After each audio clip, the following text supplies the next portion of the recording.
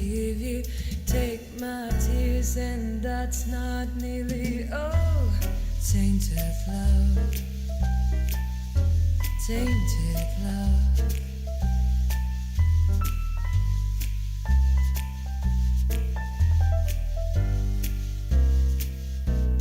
Now I know I've got you. Run away, I've got you. Get away.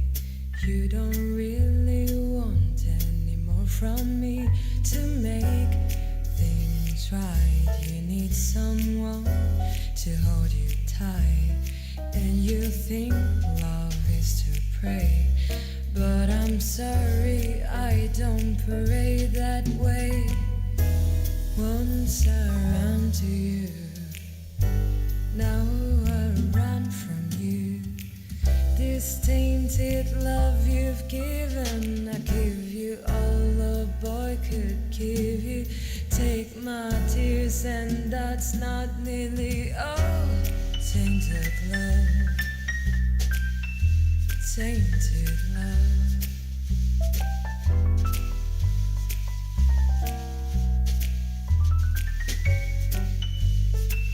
Don't touch me, please, I cannot stand the way you tease. I love you, though you hurt me so. Now I'm going to pack my things and go. Once I ran to you, now I run from you. This tainted love you've given, I give you all a boy could give you. Take my tears, and that's not nearly all. Tainted love.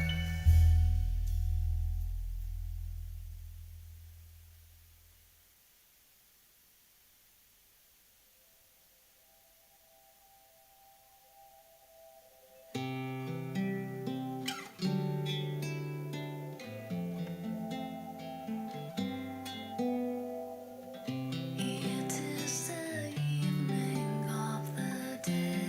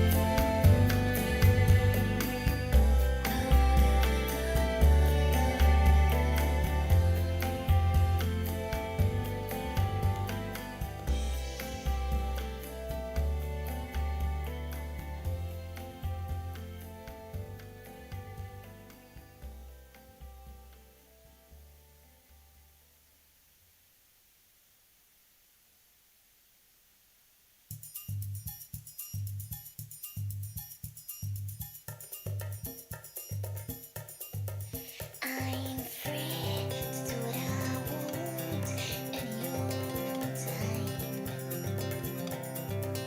I'm free to do what I want any old time.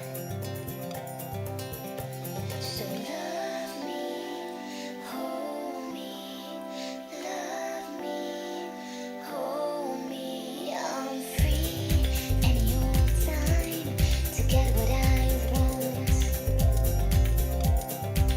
I'm free to sing my song, though it gets out of time. I'm free to sing my song, though it gets out of time. So love me, hold me, love me, hold me. I'm free any old time to get what I want.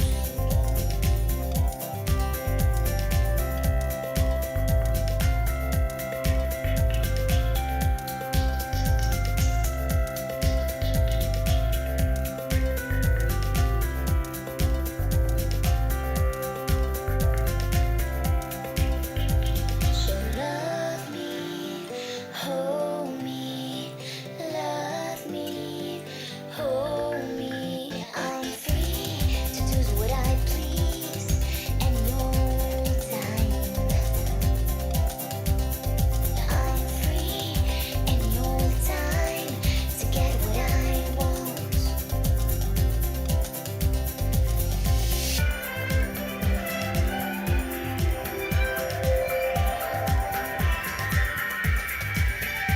So love me, hold me, love me, hold me. I'm free any old time to get what I want.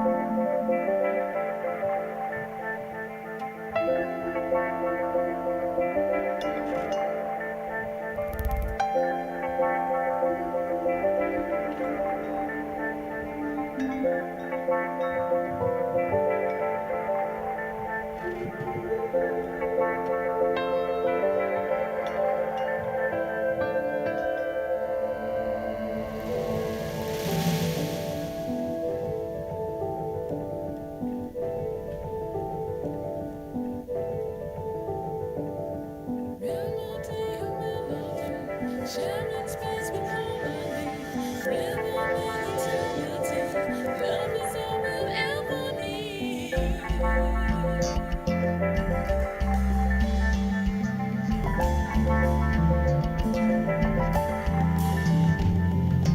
Melody, a melody, sharing space with harmony, rhythm and eternity. Love is all we'll ever need. Yeah.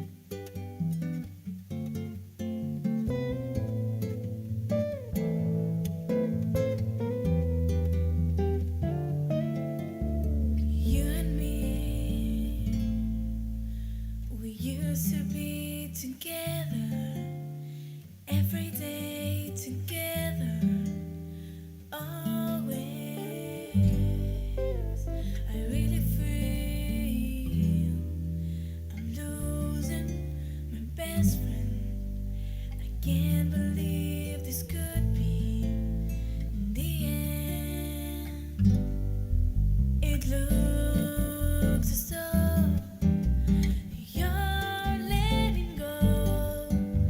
And if it's real, well, I don't want to know.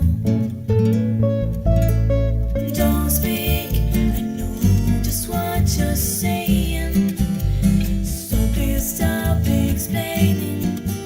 Don't tell me 'cause it hurts. Don't speak, I know just what you're thinking. And I don't need your reasons. Don't tell me 'cause it hurts. Our memories, they can be inviting, but some are up to get mine. Frightening, and as we die, both you and I, with my head in my hands and sit and cry. Don't speak, I know just what you're saying.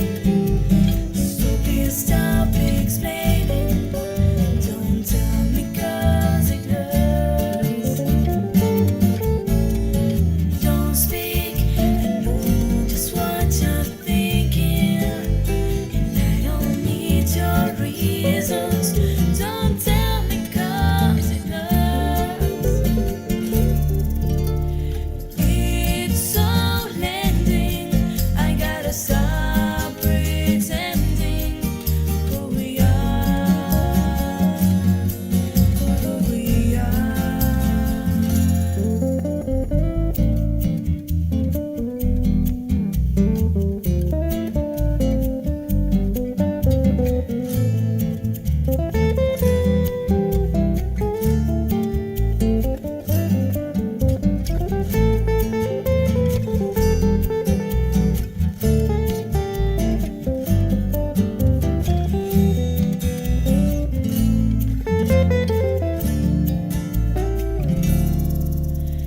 You and me,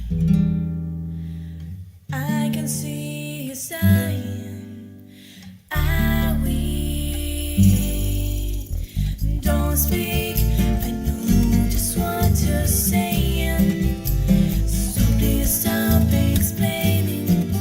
Don't tell me 'cause it hurts.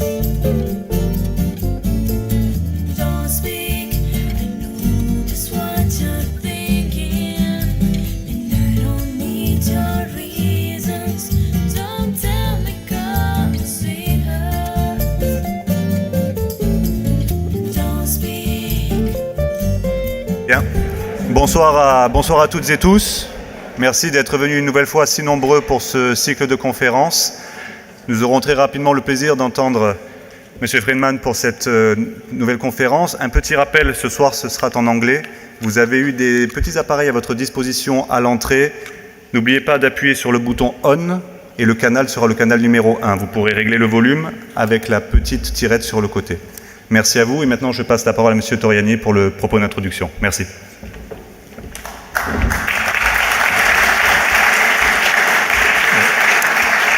Merci beaucoup.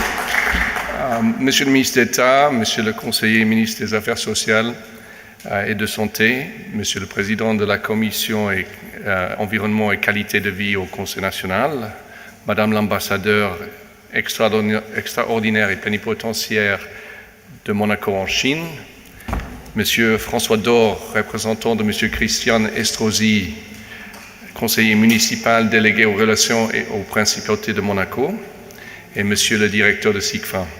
Excellences, chers amis. Je m'appelle Anthony Toriani, je suis administrateur délégué de Monaco Asset Management. Avec mon associé Gianluca Bragiotti, nous sommes très heureux de soutenir Monaco Méditerranée Fondation pour l'événement de ce soir et plus généralement pour leurs activités. Également avec JB Pastor Immobilier, avec le cabinet Juto Husson, avec la Société de Bains de Mer et Forbes Monaco. Je voudrais profiter aussi de cette occasion pour rendre hommage à Monaco Méditerranée Fondation. fondé en 2004 et inspiré par le regretté Enrico Bragiotti, et représenté ce soir dignement par Madame Sandra Bragiotti.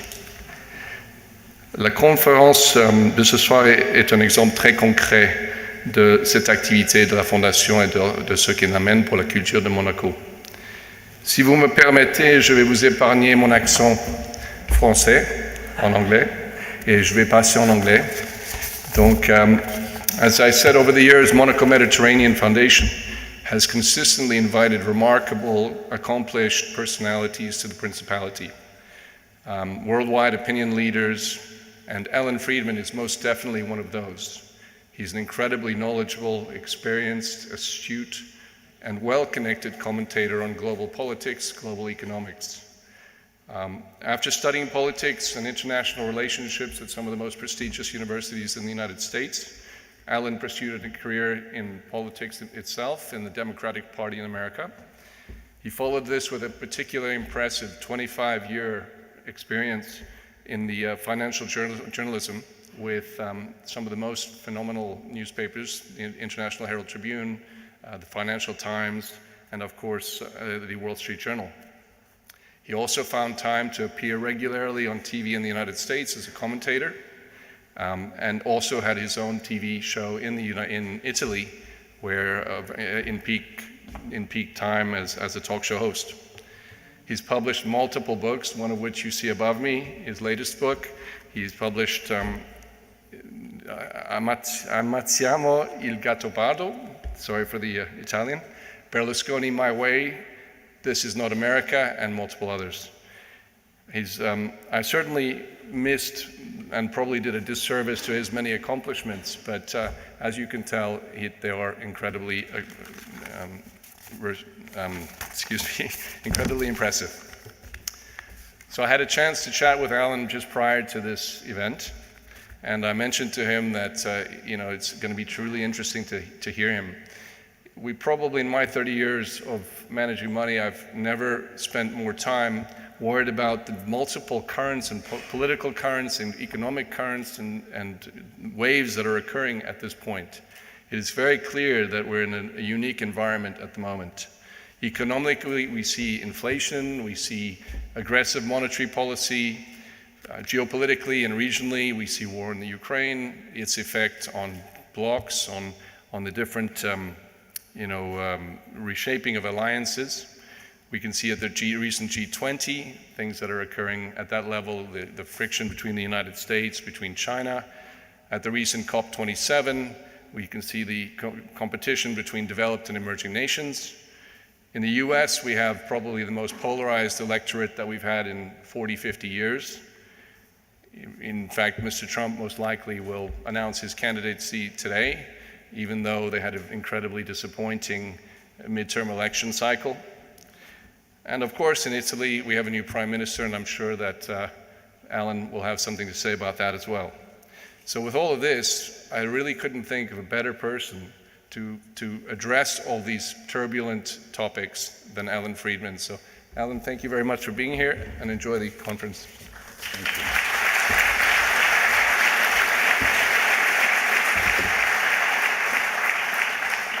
Merci bien. Je m'excuse que je parlerai en anglais. J'ai étudié le français en école. J'ai vécu pendant 4 années à Paris, mais je parle français comme un basque espagnol. Donc, je m'excuse que je parlerai en anglais, mais c'est beaucoup plus facile pour moi d'exprimer mes sentiments. This is a very, very profound time in the history of modernity. In this early 21st century, we're at what I could call an inflection point in world history. If you want another cliche, we could drag out equally accurately the term paradigm shift. Let me explain what I'm getting at. There is a combination of collective global trauma that the world has suffered in recent years. And we can go back to the Euro crisis, we can go back to the Lehman Brothers crisis of 2008, to the euro crisis of 2010-11, to the COVID pandemic of the last 3 years, and of course the war that Vladimir Putin has launched against Ukraine, and as I will explain, against Europe and Western values, in my opinion, as well. All these things taken together, these collective trauma, financial crisis, war, and pandemic, unfortunately, if history is a guide, normally would tend to reinforce populism. Because in the history of populism, in America and in Europe, when there's a great war or when there's a great financial crisis, people are very frightened, very upset, very angry, and they tend to place their faith often in populist politicians and leaders who promise easy, quick solutions to complex problems. Here on planet Earth, and everyone in this room, I think, realizes there are no easy solutions to complex problems. There are complex solutions to complex problems. And the art of governing and of allocating resources in a state, or the art of managing capital in a bank or an industry, is about making choices every day. But if all of the certitudes, all of the certainties, all of the normal paradigms that you're used to having in front of you when you're making decisions are gone, because we're navigating without a compass, we're in the fog right now, then things get very difficult. It's harder to govern, it's harder to run industry, it's harder to make investments. And that is where we are at the end of 2022, a moment in which even Jerome Powell, the chairman of the Federal Reserve, recently, when asked, will the recession come? Will it come soon? Will it be bad? Will it be mild? The president of the Federal Reserve Board said, I don't know. We'll have to see. And so if you meet any banker or any economist who tells you that he or she thinks they know what's about to happen in terms of macroeconomic projections, trade relations, or geopolitics, don't believe them. Because the truth is that right now, even the experts don't know the answer. That's how uncertain. That's why I called today's talk the uncertainty, the certainty of uncertainty. Let me delve into this, and I'm going to spend most of my 30 or 40 minutes talking about America, China, and Europe. I think I'll start with America because I know that it's very topical. I'm American. I've interviewed and written books about Trump, and we've just had the midterm election, and as Anthony just mentioned, we're about to have the declaration by Mr. Trump this evening in Mar-a-Lago of his third candidacy for the White House. He will, by the way, become, almost certainly, this is an easy prediction, the first candidate for the White House in American history to stand for the presidency while under criminal indictment and trial. That's never happened in our history before. And you're right to laugh or to worry, or both. So where are we in America? Well, it's become a very popular narrative, especially among the chattering classes in London or in European circles, in diplomatic circles, to say, Biden, he's senile. Oh, Biden, he's clumsy. Oh, Biden, he falls down the stairs when he's getting off Air Force One, right? All those little jibes that we hear all the time. And I'm used to going on Italian television and having a lot of people say, your American president is out to lunch. Why don't you get a younger man? Why do the Americans have such a bad president? Well, I'm here tonight to tell you that he may be nearly 80 years old, but Joe Biden is the real deal. He's not stupid. He's not senile. Anybody who's 80 might have trouble walking sometimes. but what counts, as we all know, is lucidity, clarity of vision. And as a friend of mine who just made a documentary about Biden's first year in office and lived inside the White House every week for the last year told me, inside the White House, there's a genuine perception, which by the way may go too far, but there's a genuine perception that this is the moment in world history where America needs to return, be friendly and supportive of Europe, not try to command, but where democratic nations and those who value Western liberal values need to come together in a kind of democracy versus autocracy paradigm. Again, I'm always nervous when there's something black and white because there is no reality in black and white. It's always gray. And yet, we have a pretty large club of bad guys right now operating around the world. President Xi, in my opinion, may be one of the most successful leaders and shrewdest leaders of the world. I don't think he's stupid at all. But he is a dictator who does abuse human rights seriously in his own people. Bolsonaro is on the way out, and he was a Trump of the tropics. We have Mr. Putin, who we'll come to in a moment. And of course, we have Erdogan, who the original, I used to be a Democrat, now I'm a sultan or a dictator sort of fellow.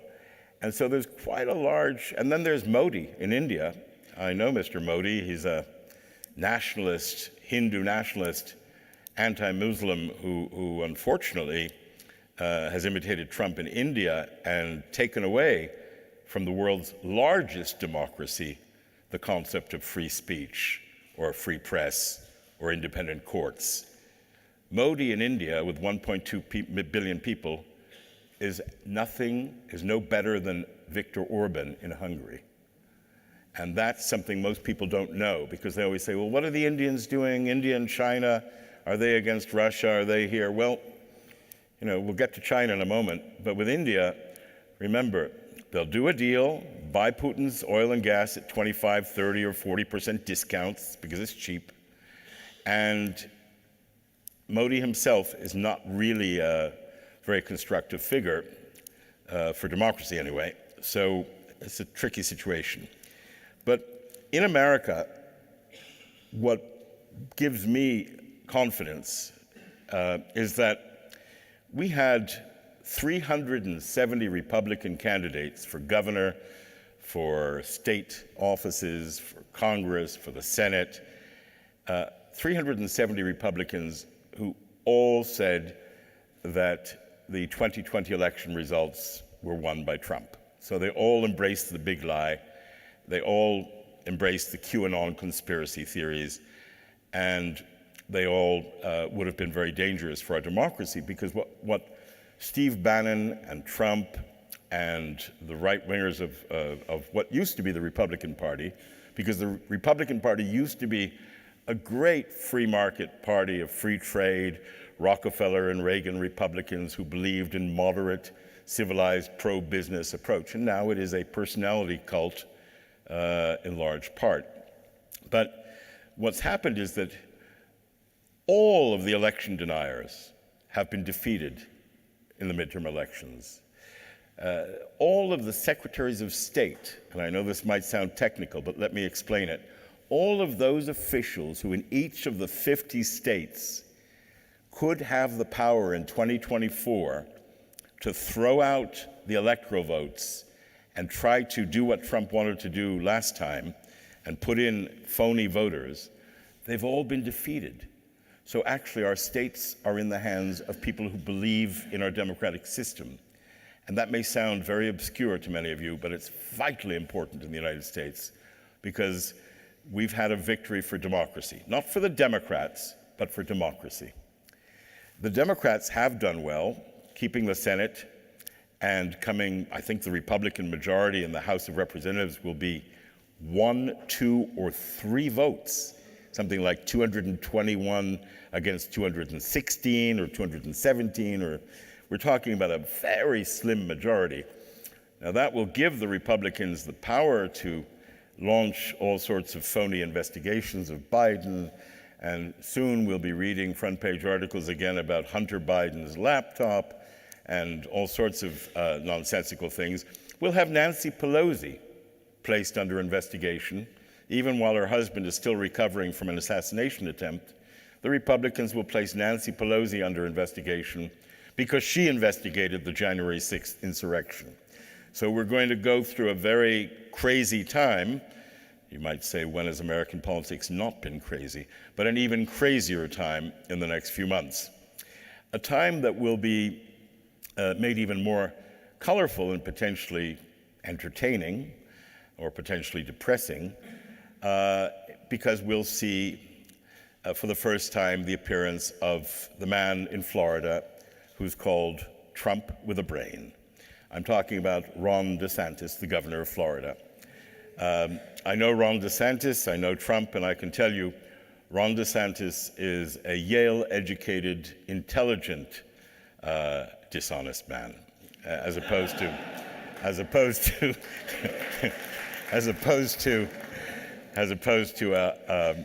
a hustler from the Queens named Trump, who's been a con man all his life. And Ron DeSantis, from his high school and university days, was always a white suprematist. He was always misogynist. He was always against abortion. He was always against homosexuals. And he always treated people of color badly. That's who this man is. But he's charismatic. He's handsome. He's only 45 years old. He has a pretty wife. He has 3 children. And he talks well. And he comes across more smoothly. And in the superficial culture that is my country, where there is no real interest in history or in cultural depth, but there is only the love of the dollar and of the shopping center. I'm being very harsh as an American, but remember, I'm a New Yorker. So the land between New York City, where I come from, and Los Angeles, we have a term for it. We call it flyover country. It's that part of America you don't want to visit, but you fly over it in an airplane. Anyway, enough of my prejudices. What I'm trying to say, to be serious, is that in America we have the chance now of Trump failing with his election campaign. It's not written by any means, because Trump could also take DeSantis apart.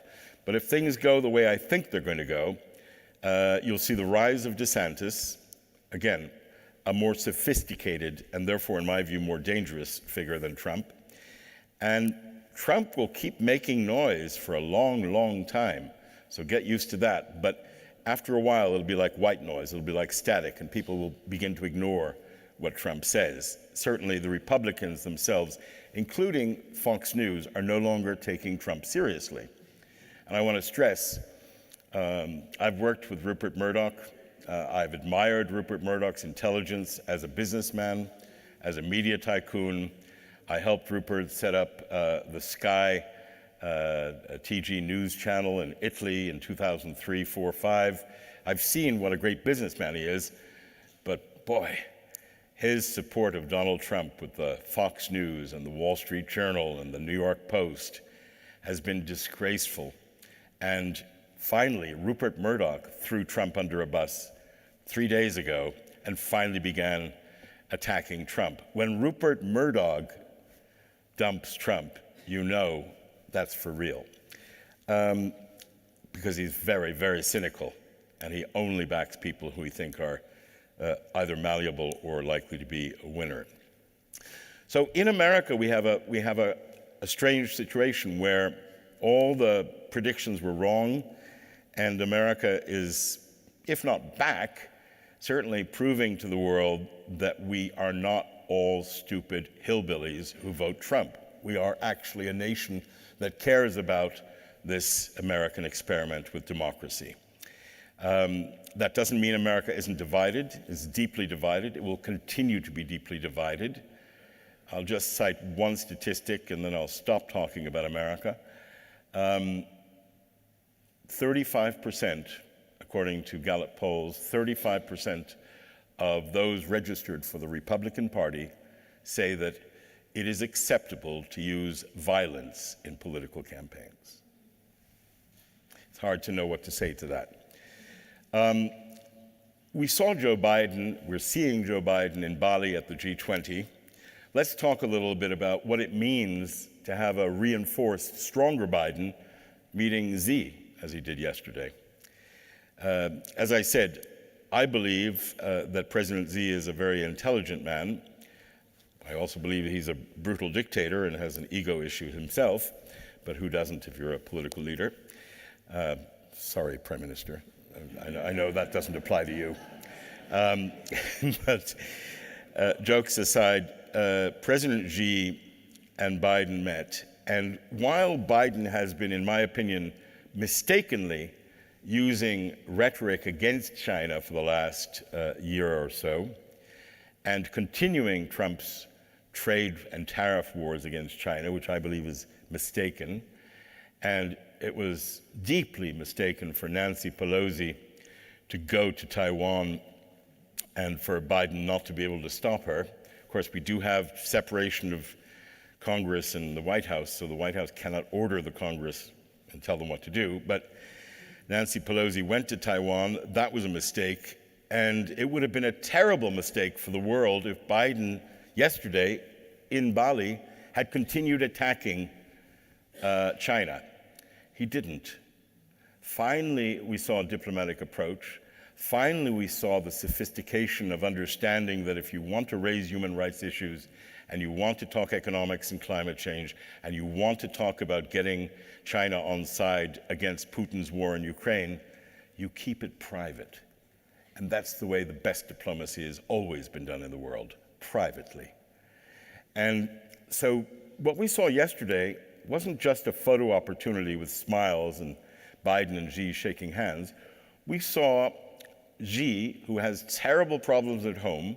Remember, his zero tolerance program on COVID has destroyed half of the real estate market in China. And 85% of the families, the poor and middle class families of China, have their wealth only in their apartments, in their real estate. So with that kind of problem, with the economy in China growing by 2, 3, 4% range instead of 7, 8, 9% range, which for China is recession, which means in a nation of 1.4 billion Chinese, about 200 million people out of work tomorrow. An unemployment number that is inconceivable, but is proportionate. That's 1/7 of the population. It's a high rate, but it creates problems of social cohesion in China. So for Xi, he needs to find a way to tone down the rhetoric. He needs to find a way to do what China wants to do, which is to sell its manufactured product in Europe, Asia, and America. China is the most capitalist country in the world. I've never seen a bit of communism in China. I've seen totalitarianism and brutality, but never communism. They love money, they love selling, and they cannot afford a world economy that is trashed because of the geoeconomic implications of Putin's war. That's why you saw Xi get together with Biden yesterday and say, we really don't think nuclear weapons should be used in Ukraine or anywhere. And you begin to see China with a careful distance from Putin. Because basically, there is no great plot. It's very fashionable again for some speakers these days and commentators to say, China and Russia have ganged up together against Europe and America. Not true. China is much more important than Russia. Russia, and this is part of the paradigm change, will not, in my opinion, return to its previous relationship with the rest of the world as long as Putin is in power. That's a paradigm shift.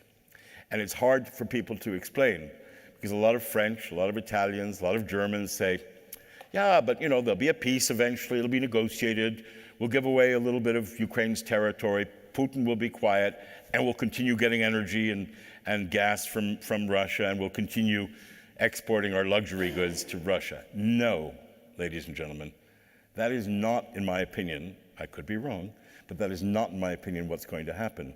What's going to happen is that Putin will be struggling to keep his job and his life inside the Kremlin for many months. The war over the winter can become a low-density conflict, occasional density conflict, semi-frozen conflict until the springtime. It's not going to end tomorrow morning. And while I can imagine a future solution where Crimea remains on the side, I think the challenge for the world, which is almost an impossible challenge, is how do you avoid humiliating Putin while at the same time getting him to withdraw his troops to pre-February 24th border lines and ensure territorial integrity. That's going to be difficult. It's not going to be solved soon. And already we're seeing the implications of the Russia conflict, the Russia invasion, on the rest of the world economy and the world political situation. We're seeing the grain problem. We're seeing how this affects the rest of the world.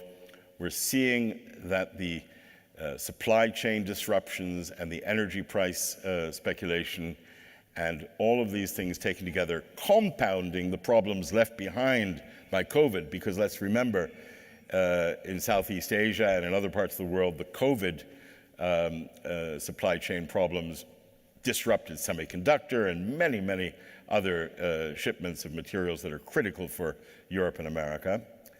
And so we're going to see various implications of the Ukraine war in geopolitical and geoeconomic terms. Like what?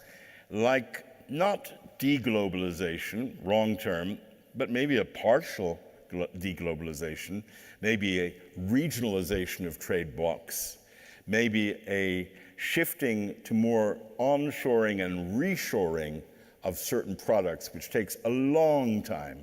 It takes 10 years or more for America to spend the $52 billion Biden has just handed the semiconductor industry, because those plants will take 5 to 10 years to get up and running. So it's not like tomorrow morning that we're free of Taiwan semiconductors or China rare earths. It's not that Europe is going to create lithium batteries for their electric cars by 2035. That won't happen. We'll still be buying the lithium from China when the European rules decree electric cars across Europe. So these are long-term shifts. Some of them may sound like plate tectonics more than immediate change, but that's the way I think the world will be changing. At the same time in all of this, the American empire, we were never very good at being imperialists. We Americans in 1945 found ourselves as the only standing military and economic superpower on the planet. And so on we went, trying to manage. Unfortunately, American foreign policy since 1945, as I wrote once in my London School of Economics dissertation, has been a failure by and large. And the scars of Vietnam and the Iran hostage crisis and the 2 wars in Iraq and Afghanistan and the decline of American influence and the destruction wrought by Donald Trump and the lack of faith has all contributed and accelerated the decline of American power on the one hand and the rise of a multipolar world in which it isn't America and Russia or America, Russia, and China, but it's regional, complicated alliances and rivalries. It's the strange dynamics of a relationship between Iran and Turkey and Russia, where there is cooperation on the military and on the, unfortunately, terrorist side. It's the strange dynamics of a Saudi Arabia that thinks it can buy any Trump family member it wants to. I didn't say that. Let me withdraw that. I did not mention that Jared Kushner received $2 billion from Saudi Arabia 6 months after leaving the White House, although that's a fact. And I didn't choose to mention that Trump has now got his golf tournament sponsored by the Saudis. But certainly the Trump administration did not lift a finger to even say a word about the assassination of the Washington Post journalist Khashoggi. So you have very, very complicated dynamics. You have Saudi Arabia, which recently teamed up with Putin on the oil supply issue.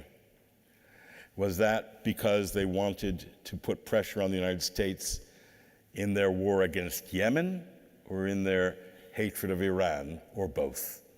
So all of these different regional, Middle East, Eurasia, Asia proper, and Europe, all these different dynamics are playing out, and they will make for a multipolar world. Like it or not, Erdogan has a minor role to play. Like it or not, the Iranians have to be reckoned with one way or another. You cannot just, look at how brave the women of Iran are, my God. Look at what's going on in Iran. That's the most underreported story in the world right now. And I saw yesterday the parliament voted to execute 14,000 women and children who were protesting. So all these dynamics make for a world in which the United States cannot exercise its position as a world policeman, as a sheriff anymore. Maybe it never should have. Maybe, yes, it should have for the protection of democracy. But all of this, including the way that some electoral trends have gone in Europe, including the recent election of the right in Italy, the far right, all of this is also part of a Putin victory. Because while Putin is being defeated on the battlefield in Ukraine, and remember, Ukraine has pushed Putin out of 52% of the territory that he took since February. That's a strong military performance.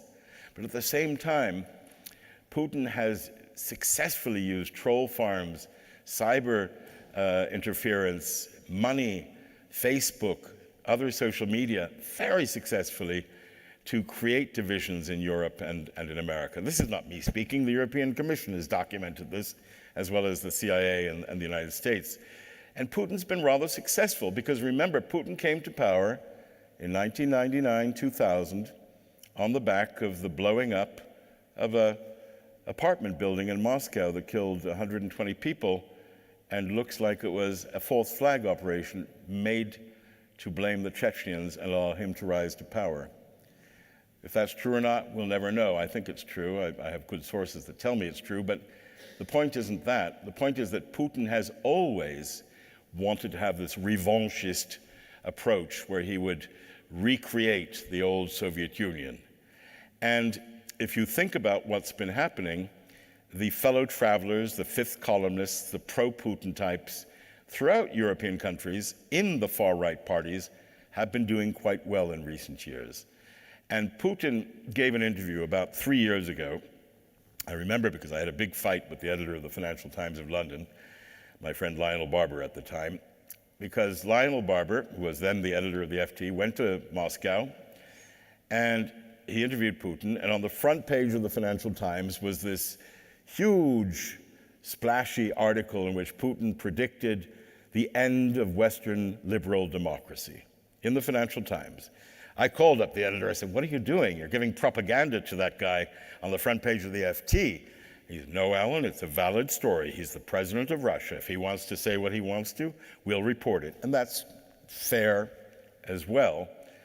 But Putin was very pleased with that article because taking away the basis of Western democracy is what Putin is all about. Which system is better?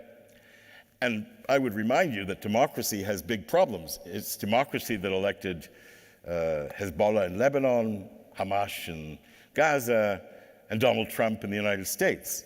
And Winston Churchill said it best, perhaps, when he said, democracy is the worst system of government in the world, except for all the others. And that's where we are today. We're at a stage where democracy has a question mark over it. In America, we're coming back, but Putin is doing quite well. Let me turn to the economy in Europe and try to wrap up in the next few minutes. In the international dynamic of finance, what we're witnessing right now in economic terms is clearly an energy-pushed inflation in Europe and a too much liquidity inflation pushed in America. It's important to distinguish that there are two types of inflation. The inflation in Europe and the inflation in America. In America, the inflation is coming from too much demand. It's demand-driven, because we Americans have had thousands of billions of dollars of Fed funds and fiscal stimuli and Build Back Better programs and legislative actions that were all taken to counter the COVID disaster. And my friend Larry Summers, who used to be the Treasury Secretary, started saying about a year ago, it's too much money, it's going to create inflationary problems. And everybody said to Larry Summers, nah. Well, yes, it did. And in America, it's not because we're not energy self-sufficient that we have inflation. It is a little bit because of the oil company speculation, sure, but it's mainly because there's too much money chasing too few products. It's demand-driven inflation in America.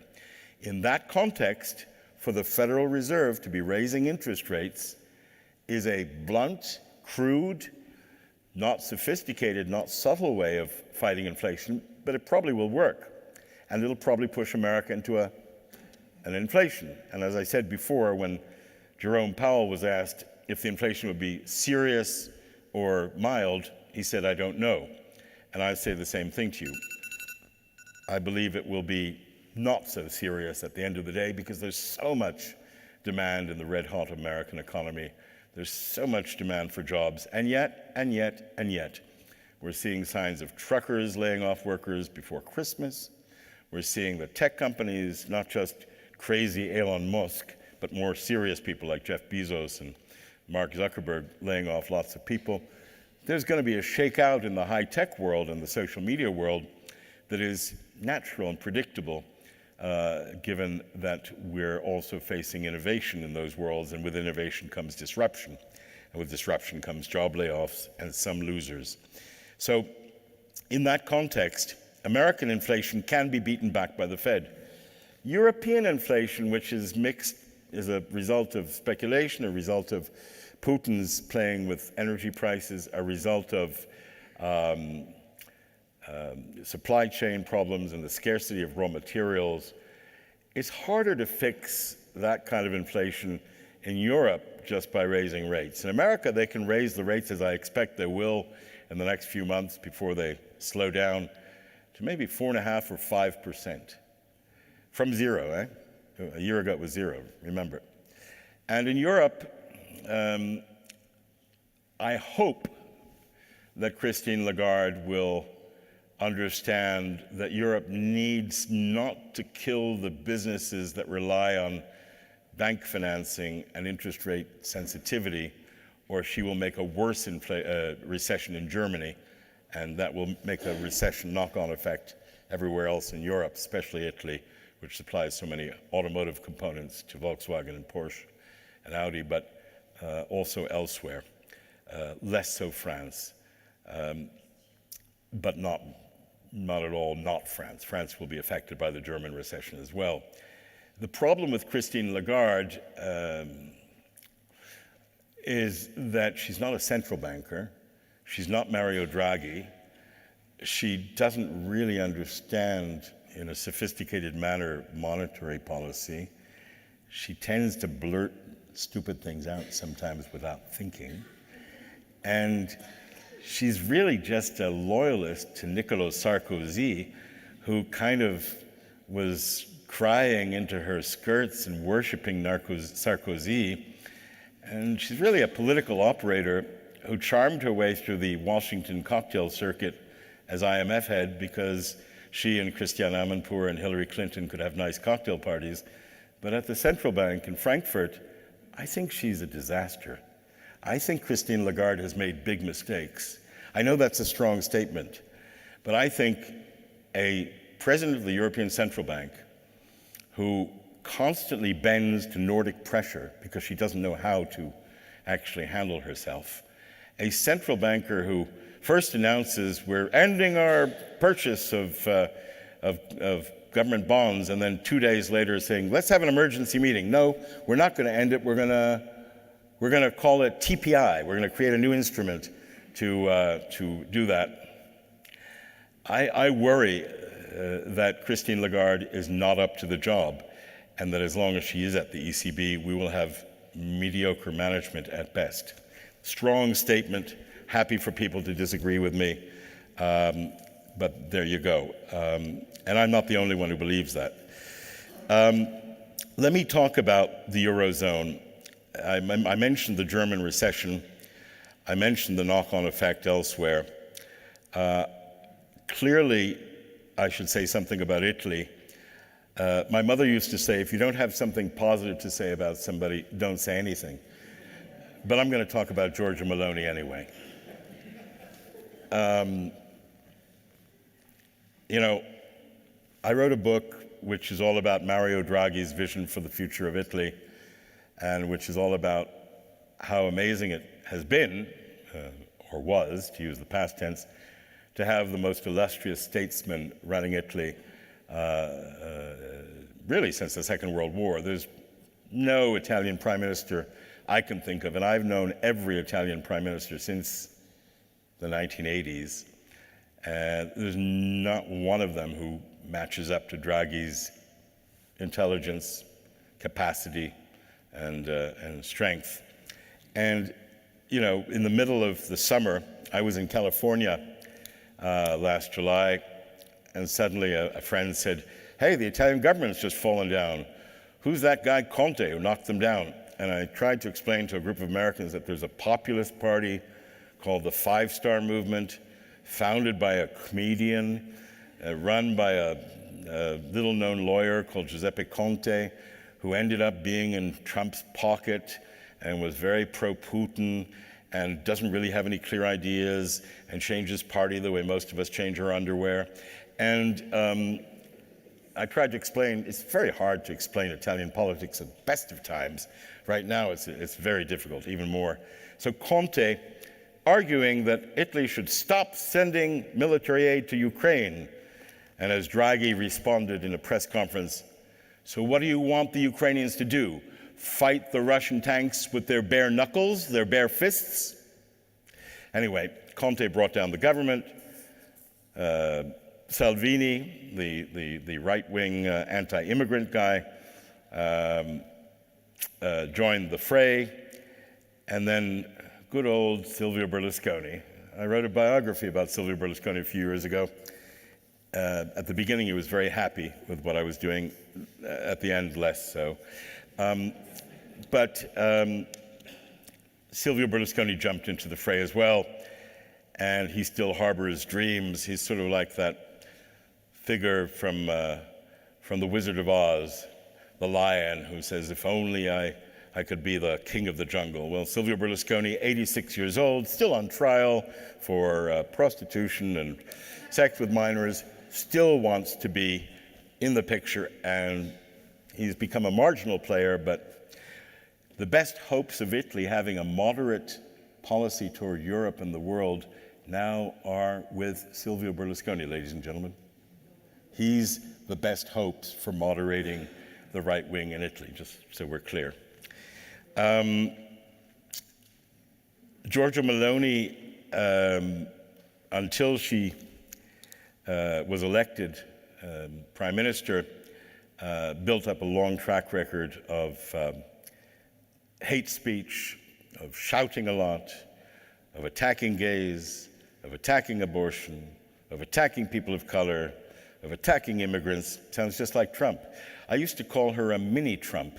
Now that she's prime minister, they don't like me to say that in the Italian press anymore. But a wannabe Trump. You know, she used to like to photograph herself with Trump, with Steve Bannon, before he was convicted of criminal behavior.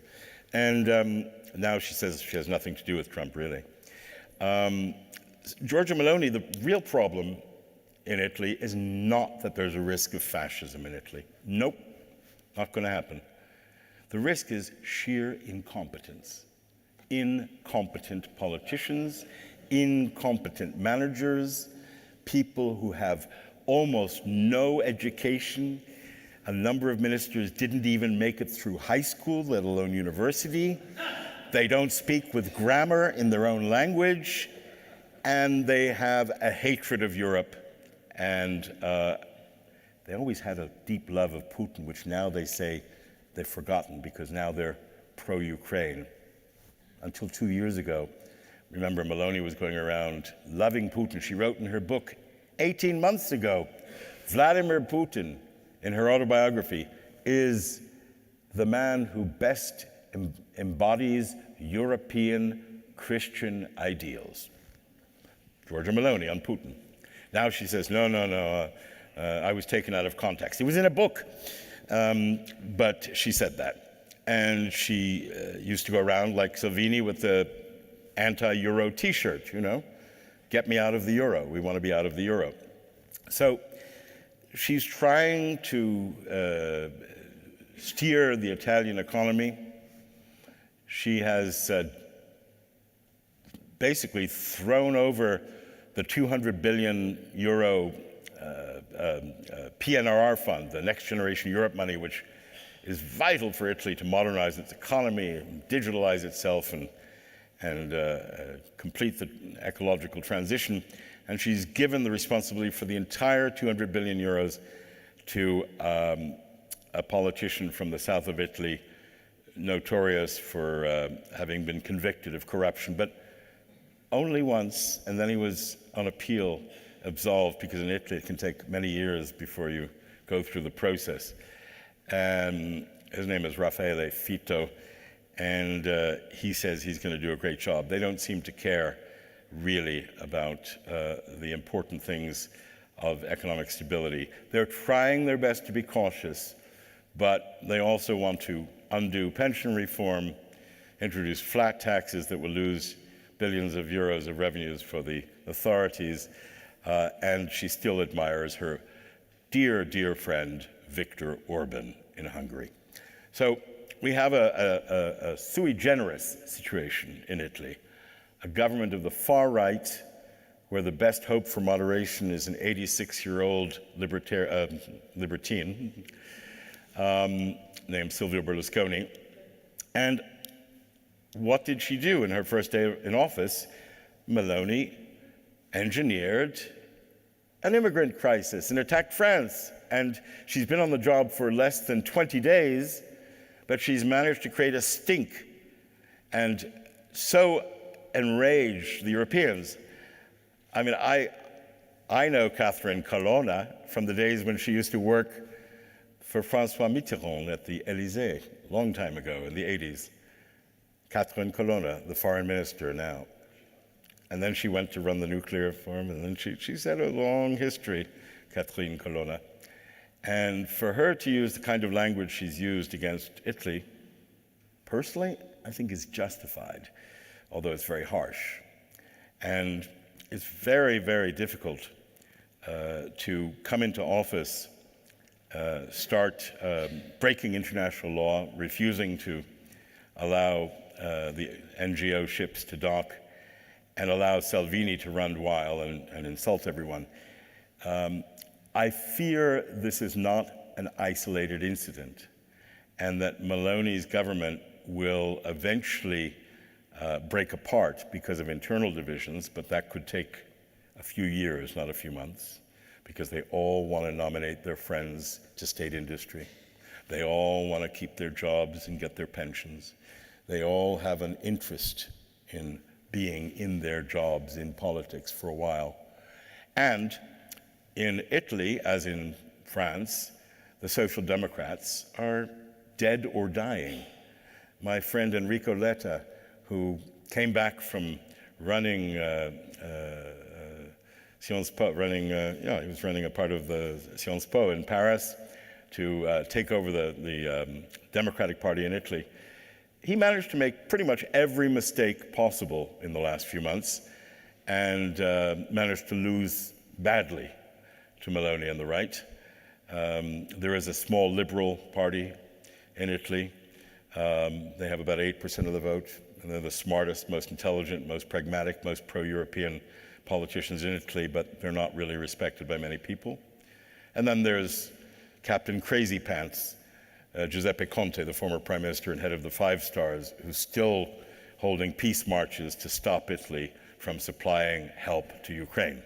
So Italy goes from being the country that had the single greatest influence on European affairs until 3 months ago, because 3 months ago, or 4 months ago, in July, when the government fell, Macron was distracted by Mélenchon and Le Pen, and busy on the domestic front.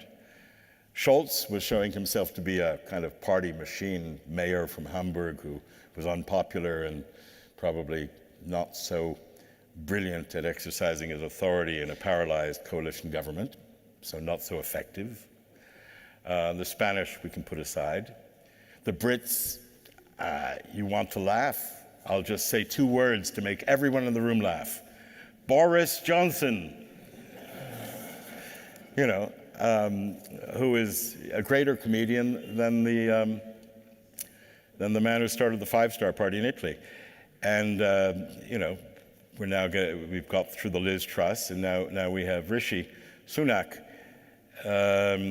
You know, I think electorates eventually get the governments they deserve.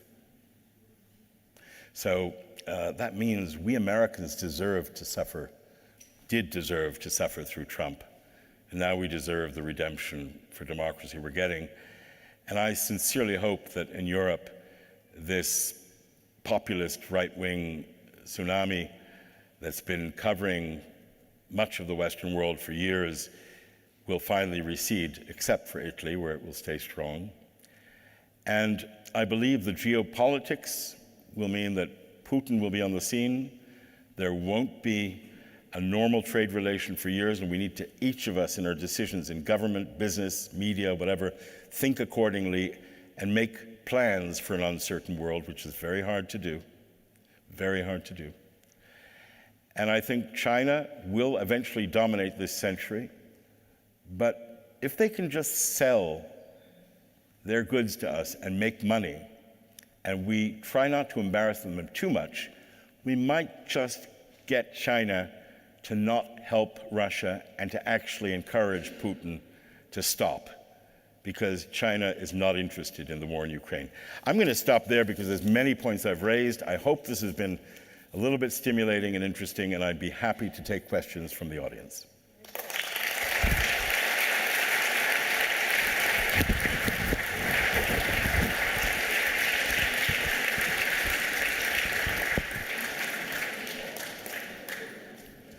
No one. Yes.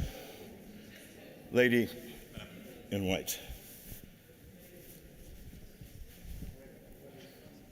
Aussi en français, si vous voulez. Yes, hi, thank you. Just wanted to continue on what you just said, China. What's your position on China and Taiwan and his imitating Putin, so to speak? I don't think he's imitating Putin. I think we Americans created the problem. And I think we created the problem with Nancy Pelosi going over there. And I think that, you know, when I first went to China, which is now about 30 years ago, and I first met Jiang Zemin and Zhu Rongji and some of the leaders there, the most interesting part of our conversations were going back to how Deng Xiaoping in 1979 said to the Chinese, enrich yourselves, and how they began explaining in the early 80s and into the 90s how the process of economic reform and modernization in China would take half a century, from the late 70s through the 2030s. And the Chinese think in those kinds of long-term periods of time the way we do not. And I don't think that Xi Jinping believes that he has to invade Taiwan tomorrow morning or next week or next year. I believe the Chinese long view is, we'll take Taiwan after it all settles down. Later on, there'll be an opportunity. It might come in 5 years. It might come in 10 years. Can you imagine a Western politician thinking in terms of 5 or 10 years of time? No. And so the Chinese have a longer-term process. If America challenges China publicly, that will create the conflict we're hoping to avoid. If America, under Biden and others, manages to simply do business with China behind the scenes and make less noise, then I don't think Taiwan is about to happen. I don't think that's going to be invaded. I don't think we face an immediate risk. I think it's a classic case of leaving sleeping dogs lie. It's a problem for tomorrow. It will be a problem at some point, but not now, unless we want it to be.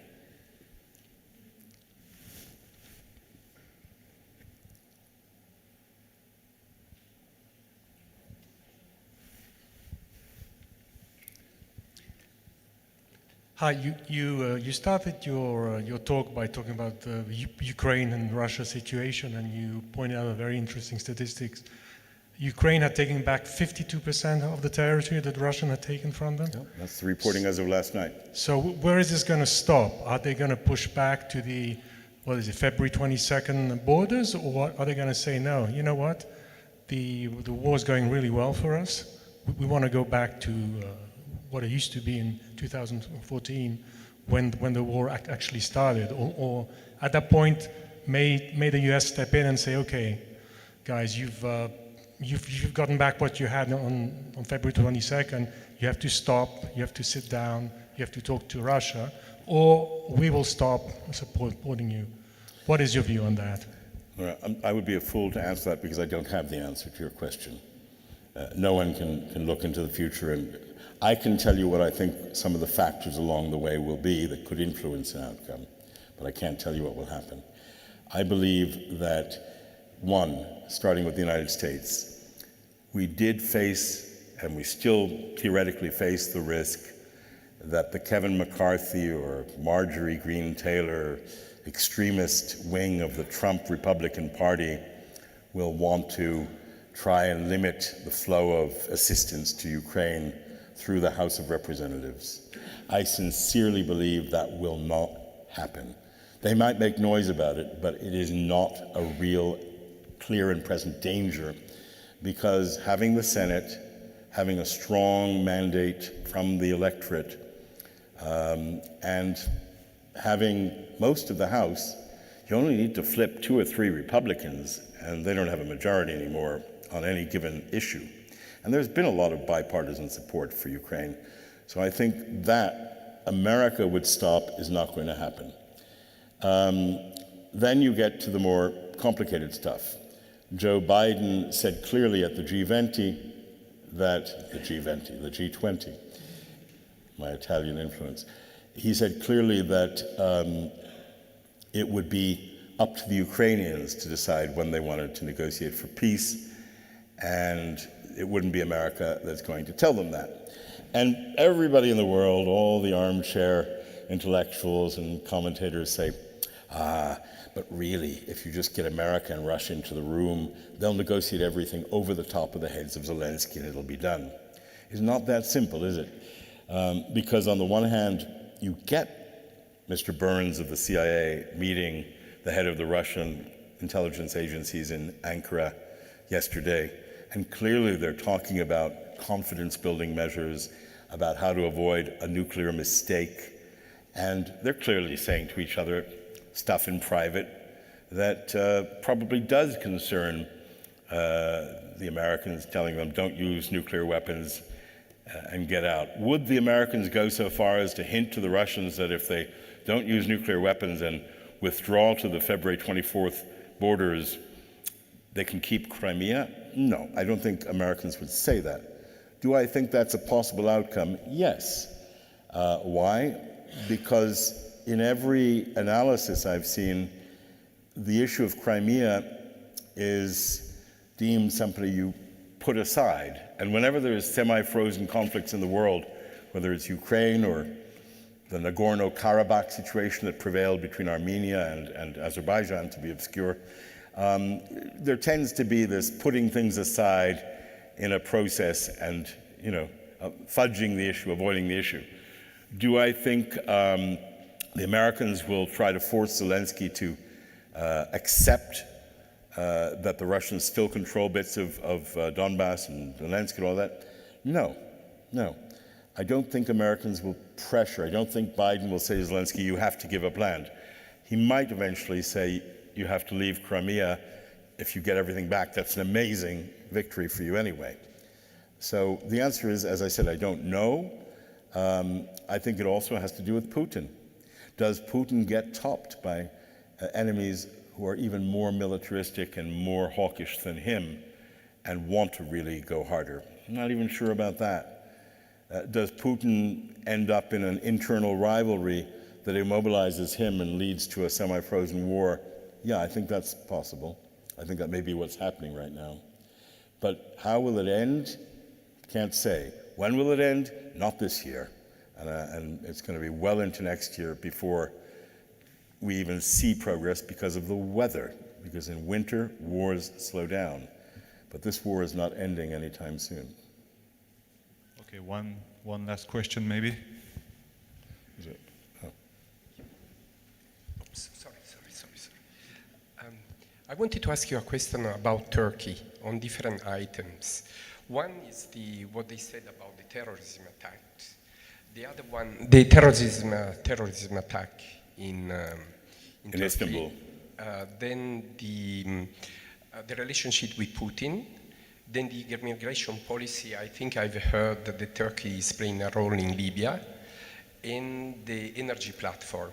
You know, basically that Turkey will probably distribute energy to Europe. Thank you. Yeah.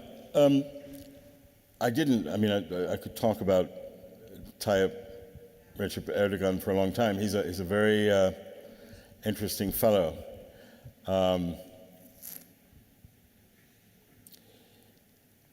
He's a fellow who was democratically elected 20 years ago, who progressively cut down on election freedoms, who imprisoned journalists and opposition rivals, who went after the PKK and the Kurds in a very violent and bloody way, and still wishes to and still may do, because this Istanbul attack may, I have no proof, may be linked to the PKK.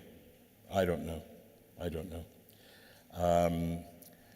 But Erdogan, I think, is an interesting and dangerous person. He's interesting because he's clearly a lot more sophisticated than we used to think. Or perhaps his foreign minister, Mevlut Cavusoglu, is more sophisticated than we actually know, because the foreign minister of Turkey is quite a clever fellow. And he's the schmoozer. He's the guy who Erdogan sends around to talk to the Westerners, Mevlut Cavusoglu.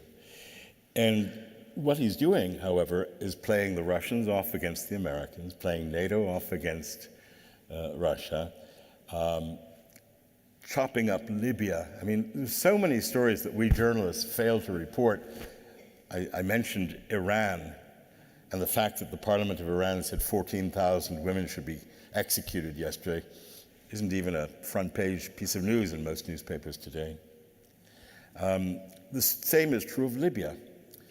In 2011, Sarkozy, with the backing of Christine Lagarde, went hard against Gaddafi, protected French oil interests, and may have killed the man who once contributed a lot of money to his campaign, if he did. All possible. At the same time, the Italians have fumbled around with Berlusconi and Gaddafi in a most pantomime-ish manner, not in a serious manner. At the same time, Putin is extremely successfully eating up pieces of Libyan territory with the Wagner Group, mercenaries, and bribes to Libyan local militias, while Erdogan is chomping up pieces of Libya with his own military and bribes and the militia in different parts of Libya. Nobody talks about this. Not a word at a G7 or a G20 about the fact that Libya is this hellscape of Russian, Turkish sovereignty or suzerainty. And something which a lot of people should think about, and which I hope my fellow journalists will develop, although I doubt it, is the large number of reports I'm seeing about Russian human traffickers taking the refugees across to Italy. Russians, not Libyans, not North Africans, Russian, in Italiano, scafisti, Russian ferrymen who take these poor people across. And I am convinced that Putin is stirring in Libya, that Erdogan is stirring in Libya. Do I think Turkey will become an energy hub of importance to Europe? No. I think he's just talking. I think he's wishful thinking. Do I think that Erdogan is willing to do a deal with anyone? Yes. Does that include the Ayatollahs of Iran? Yes. Does it include a lot of bad guys? Yes. And yet, he's shrewd because he plays the NATO card and does a little bit of help. Then he reaches into Angela Merkel's pocket and takes out 6 billion euros in order to put poor Syrian refugees in concentration camps in Turkey so they don't reach Europe.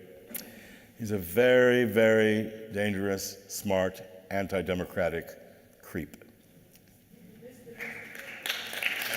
Sorry, I got 3. Yes. I think that's enough. No more? No more. Okay. In that case, Merci. Thank you, Mr. Friedman, for this very interesting conference. thank you for watching. You are now more than welcome. Allô. You are now more than welcome for a cocktail. Vous êtes priés de passer dans la salle de côté pour un cocktail et d'abandonner le petit appareil de traduction sur votre fauteuil si vous l'avez pris. Merci encore et belle soirée à tous. Merci.